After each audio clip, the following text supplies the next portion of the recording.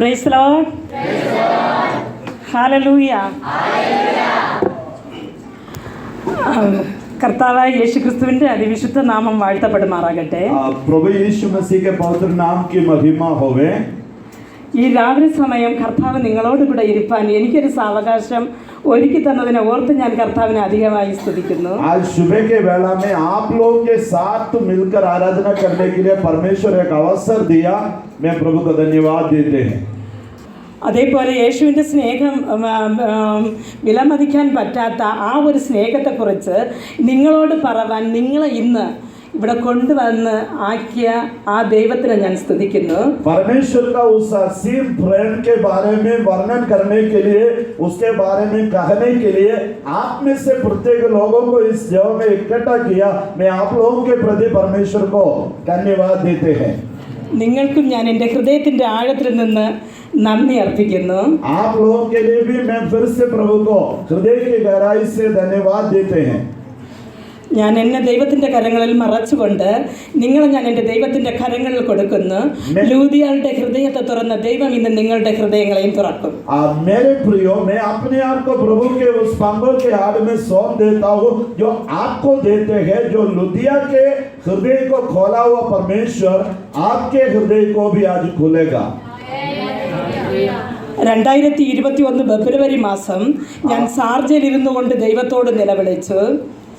2021 फरवरी महीना में शारजा में विदेश में बैठ करके मैं परमेश्वर से रो पड़ा. കർത്താവേ, നീ എന്നെ ജീവനോട് ഇന്ത്യയിലേക്ക് അയക്കരുത്. प्रभु आपकी इच्छा नहीं है तो मुझे जीवित इंडिया की ओर नहीं भेजना है.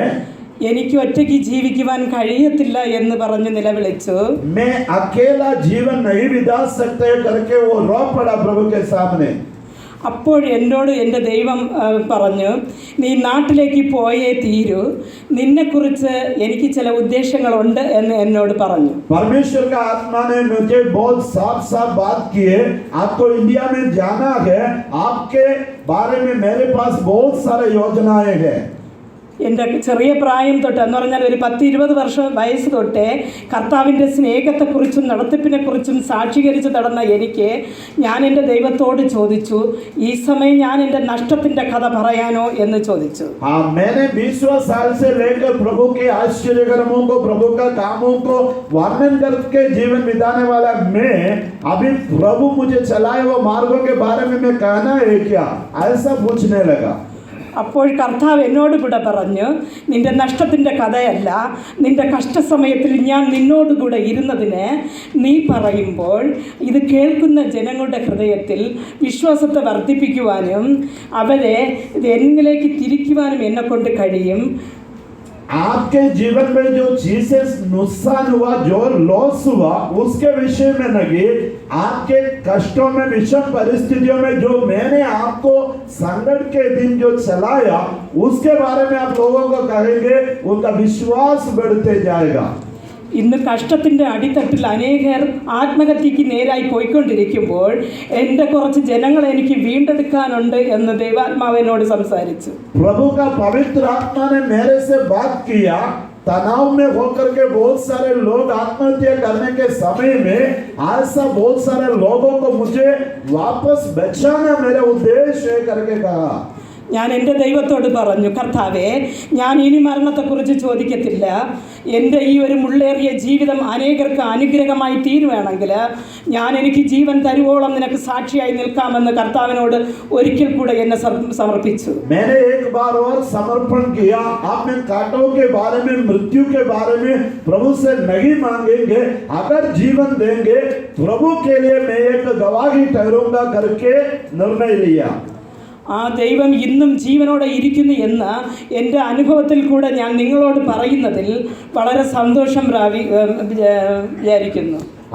जैसा वो प्रभु आज भी मेरे जीवन में जीवित पाए जाते हैं, उस आनंद के बारे में आपको कहने के लिए मैं अत्यंत प्रसन्न हूँ करके मेरे मन में मैं सोचता हूँ.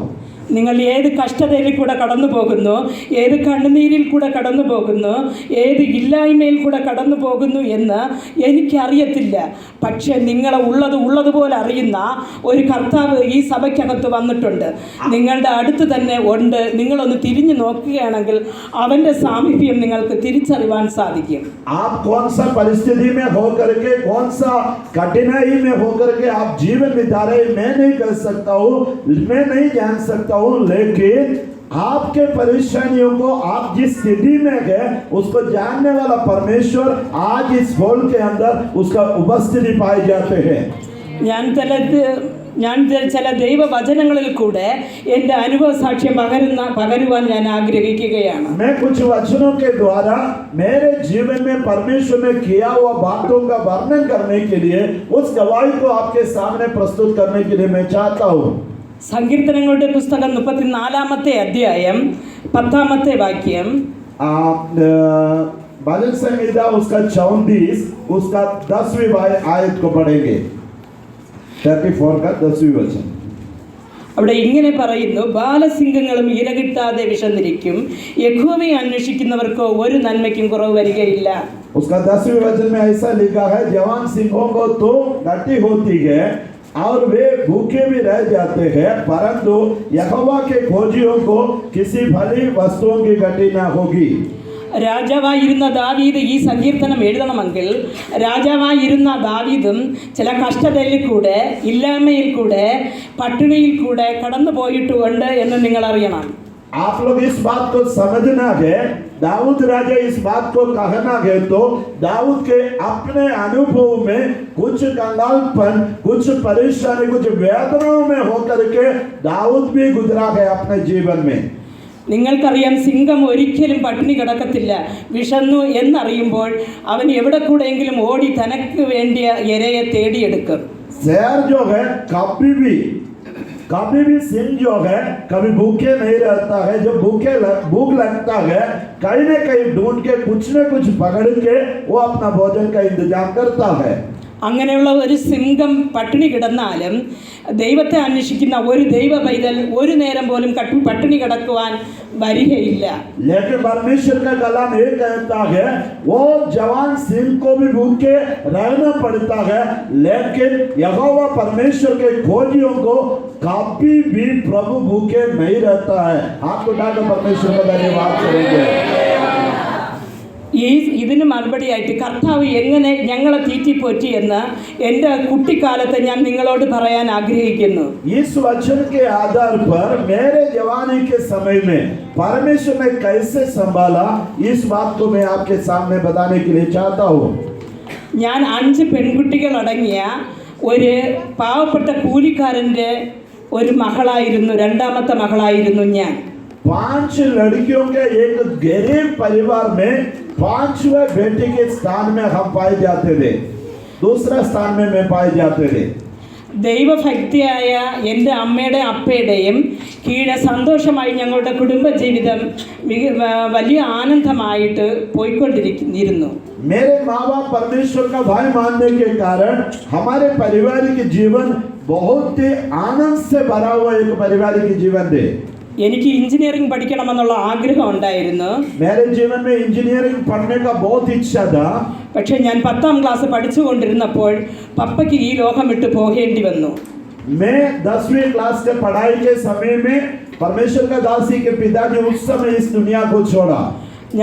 ഞങ്ങൾക്ക് ആർക്കും മാരേജ് ആയില്ല.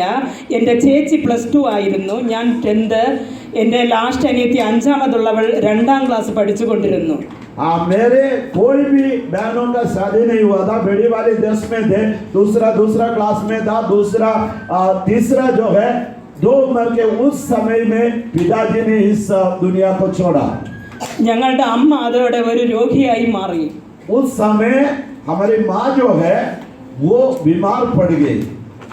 ഞങ്ങൾക്ക് ജോലി ചെയ്ത് കൊണ്ടുവരുവാനോ വരുമാനം കൊണ്ടുവരുവാനോ വീട്ടിൽ ആരും ഇല്ലാതെയായി. हमारा देखभाल करने के लिए, कोई काम करके वेतन लाने के लिए घर में कोई भी नहीं था.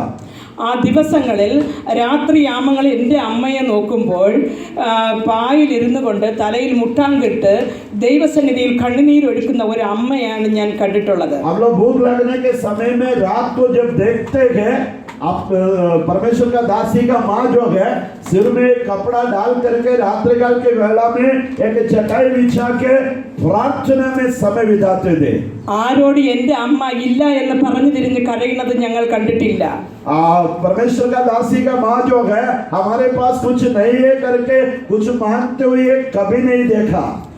ആരെങ്കിലും നിന്റെ മക്കൾക്ക് എങ്ങനെ കഴിക്കുവാൻ കൊടുക്കുന്നു എന്ന് ചോദിച്ചാൽ അമ്മ പറയും, जब कोई भी पूछता है आपके बेटियों को क्या खिलाते हैं, कैसे उसके जरूरतों को पूरा करता है करके पूछने पर उसकी माँ ऐसा करते थे. മരുഭൂമിയിൽ 40 വർഷം ഇസ്രായേൽ ജനങ്ങളെ നടത്തിയ ദൈവം എൻ്റെ മക്കളെ തീറ്റിപ്പോറ്റുന്നു എന്ന് പറയും. मरुस्थल में मरुभूमि में 40 साल अपने बच्चों को संभाला हुआ परमेश्वर अपने संतानों को भी संभालते हैं करके कहता है.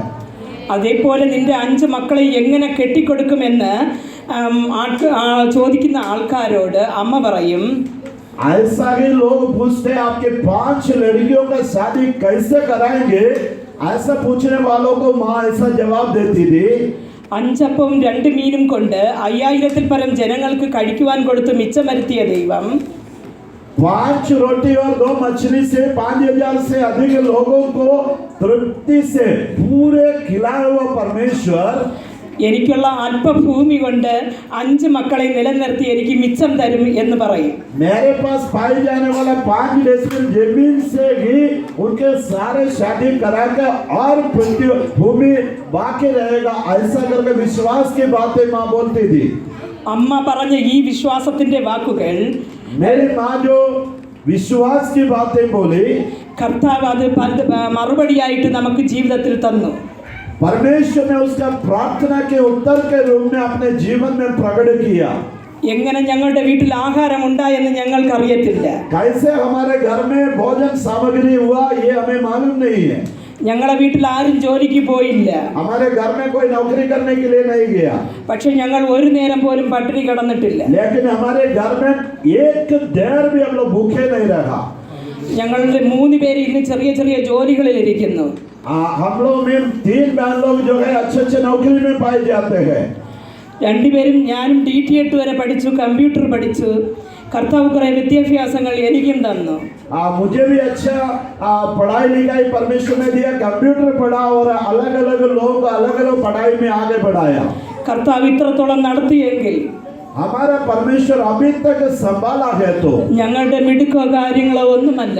हमारा फायदा हमारा कोई खूबी नहीं. എൻ്റെ അമ്മ പരമ്പിലിരുന്ന് രാത്രിയാമങ്ങൾ വിട്ട കണ്ണുനീര്, हमारी माँ जो है चटाई डालकर उसमें जो आंसू बहाया. എൻ്റെ പപ്പ മരിക്കുന്നതിന് ഒരാഴ്ചയ്ക്ക് മുമ്പേ ചർച്ചിൽ നിന്ന് വന്ന ബ്രദേഴ്സിനോട് പറഞ്ഞു, എനിക്ക് 5 മക്കളെ തന്നെങ്കിൽ ഞാൻ എൻ്റെ ദൈവത്തിൻ്റെ കരങ്ങളിൽ ഏൽപ്പിച്ചു കഴിഞ്ഞു എന്ന് പറഞ്ഞു. जैसे चर्च से आया हुआ लोगों को अपने माँ ने बोला, मैंने प्रभु परमेश्वर ने जो मुझे 5 बेटियों को दिया वो 5 को मैं परमेश्वर के हाथ में सौंप दिया करके कहा. നാളെയെക്കുറിച്ച് കരഞ്ഞുകൊണ്ടിരിക്കുന്ന എൻ്റെ പ്രിയ സഹോദരിയെ സഹോദര, कल के प्रति चिंता करने वाले हमारे भाई बहनों, എൻ്റെ കുഞ്ഞിന് ഞാൻ എന്ത് ചെയ്യുമെന്ന് പറഞ്ഞ് കരയുന്ന സഹോദര സഹോദരി, हमारे बेटे के प्रति उनके लिए मैं क्या दूंगा करके रोने वाले बहनों, ഞാൻ യൗവനത്തോടടുത്തിരിക്കുന്ന എനിക്കൊരു ജോലിയില്ല, അല്ലെങ്കിൽ ഞാൻ എങ്ങനെ എൻ്റെ പഠനം മുമ്പോട്ട് കൊണ്ടുപോകുമെന്ന് കരയുന്ന പ്രിയ പൈതലെ, आप जवान होंगे, मेरे को कोई नौकरी नहीं है, कैसा मेरा पढ़ाई को मैं आगे बढ़ाएंगे करके सोचने वाला जवानों, ഞാൻ ഇന്നും ജീവനുള്ള സാക്ഷിയായി നിങ്ങളുടെ മുമ്പിൽ നിൽക്കുമ്പോൾ मैं आज भी एक जीवित गवाही बनकर आपके सामने है. ഞങ്ങളെ നടത്തിയ ദൈവം നിങ്ങളെ നടത്തത്തില്ലയോ? हमें संभाला हुआ परमेश्वर आपको भी संभालेगा कि नहीं? കർത്താവ് നിങ്ങളെ നിർബന്ധമായിട്ടും നടത്തും. हमारा परमेश्वर निश्चित होकर आपको चलाएगा. കർത്താവ് എന്നോട് ഒരു വാക്ക് പറഞ്ഞു, നീ പറയുന്ന സാക്ഷ്യം കേട്ടിട്ട് परमेश्वर ने मेरे से एक बात कहा, आपके गवाही जो आप बोलेंगे उसको सुनकर ഒരു വ്യക്തി എന്നിൽ ജീവിതം സമർപ്പിക്കുകയാണെങ്കിൽ कोई भी व्यक्ति परमेश्वर के ऊपर अपने जीवन को समर्पण करेंगे तो ഞാൻ അവരെ നടത്തുമെന്ന് ദൈവം പറഞ്ഞു. मैं उनको संभालूंगा करके परमेश्वर ने कहा. ഈ ലോകത്തിൽ നിങ്ങൾ ആരുമേലും ആശ്രയം വെക്കരുത്. आप इस दुनिया में किसी के ऊपर भरोसा नहीं रखना है. സ്നേഹിച്ചിരിക്കുന്നവരെല്ലാരും ഒരു ദിവസം നിങ്ങളെ വിട്ട് മാറിപ്പോകും. आपको प्रेम करने वाला सब जो है एक दिन आपको छोड़ के चला जाएगा. നിങ്ങളുടെ കണ്ണുനീരിന്റെ അവസ്ഥയിൽ ഒരു വ്യക്തി പോലും നിങ്ങളോട് കൂടെ ഇരിക്കത്തില്ല. आपके आंसू बहाने के समय में कोई भी आपके साथ नहीं रहेगा. പക്ഷേ കർത്താവ് നിങ്ങളെ കൂടെ ഇരിക്കും. लेकिन परमेश्वर जो है उसका पुत्र यीशु मसीह आपके साथ रहेगा. യോബ് 29:4 യോബ് പറയുന്നു, आयुब के पुस्तक 29 में ऐसा कहता है, കർത്താവിന്റെ രഹസ്യ സെയിൽ എന്റെ കൂടാരത്തിന്റെ അകത്തിരുന്നു എന്നാണ്. परमेश्वर का जो गुप्त आशीष मेरे तंबू के अंदर में पाए जाते हैं करके. കർത്താവിന്റെ ഒരു രഹസ്യ സെയിൽ നിങ്ങളുടെ കൂടാരത്തിനകത്ത് അല്ലെങ്കിൽ നിങ്ങളുടെ ജീവിതത്തിനകത്ത് ഇരിക്കണമെങ്കിൽ आपके जीवन में आपके परिवार में परमेश्वर का गुप्त आशीषों को आपके जीवन में रखना है तो നിങ്ങളുടെ ജീവിതത്തെ ഭാഗികമായിട്ട് മാത്രമല്ല, आपके जीवन को अलग अलग भाग में केवल नहीं മുഴുവനുമായിട്ട് ദൈവസന്നിധിയിൽ ഏൽപ്പിക്കണം. परिपूर्ण रीति से पूर्ण तौर से प्रभु के हाथों में समर्पण करना है. ഇന്ന് അനേകർ മൊബൈലിന് അടിമകളായിരിക്കുമ്പോൾ आज कई लोग मोबाइल फोन के अधीन में रहते हैं. സമർപ്പിക്കേണ്ടത് ജീവിതം മാത്രമല്ല, നമ്മുടെ മൊബൈലുകളും സമർപ്പിക്കേണ്ടിയിരിക്കുന്നു. केवल हमारा जीवन प्रभु को देने से नहीं, हमारा सब कुछ प्रभु को देना है. നിങ്ങൾ എന്ത് കേൾക്കുന്നു, എന്ത് നോക്കുന്നു, നിങ്ങൾ എന്ത് ചിന്തിക്കുന്നു എന്ന് ദൈവത്തിന്റെ സന്നിധിയിൽ നഗ്നതും മലർന്നതുമായിരിക്കണം. आप क्या सोचते हैं, आप क्या कर रहे हैं, आपके मन में क्या विचार आ रहे हैं, ये सब कुछ प्रभु के दृष्टि में खुला हुआ होना चाहिए. എന്നാൽ നിർബന്ധമായിട്ടും നിങ്ങളുടെ ജീവിതത്തിൽ ऐसा करने से पक्का आपके जीवन में ആ വെളിച്ചത്തിന്റെ യഹോവയായ ദൈവത്തിന്റെ വെളിച്ചം നിങ്ങളുടെ ജീവിതത്തിൽ പ്രകാശിക്കുകയും परमेश्वर जो जगत की ज्योति है वो ज्योति आपके जीवन में प्रकाशित होगा. നിങ്ങളുടെ ജീവിതം പ്രകാശമായി തീരുകയും ചെയ്യും. आपका जीवन जो है एक ज्योति के तौर पर बदल जाएगा. എന്നെ മുടിഞ്ഞു പോകേണ്ട എന്റെ കുടുംബത്തെ हमारे परिवार जो नाश हो सकता था, 5 മക്കൾക്കും 20, 21, 19 വയസ്സാകുമ്പോൾ മാരേജും നടത്തി കൊടുത്ത് हमारे परिवार के 5 बच्चों को 19 उम्र 21 उम्र में शादी करा करके 5 മക്കളെയും ആൺമക്കളെയും ഉള്ളത് മതിയെന്ന് വീട്ടിൽ കൊണ്ടുവന്ന് ചേർത്ത് കൊടുത്ത് हमारे जितना भी रास्ता आया लड़का तरफ से जो आपके पास है उतना ही काफी है करके बोल के 10 കൊച്ചുമക്കളെയും കണ്ട് 10 नाती पोतों को देखकर ദർശനങ്ങൾ കണ്ട് എൻ്റെ അമ്മ സ്വർഗത്തിലേക്ക് പോയി, ദൈവസന്നിധിയിലേക്ക് പോയി. 2023 साल में मेरी माँ जो है दर्शन देख करके स्वर्ग की ओर चला गया. നിങ്ങളുടെ ഈ അവസ്ഥകൾക്ക് ഒരു മാറ്റം ദൈവം വരുത്തും. हमारा परमेश्वर आपके परिस्थिति में एक बदलाव को लाएगा.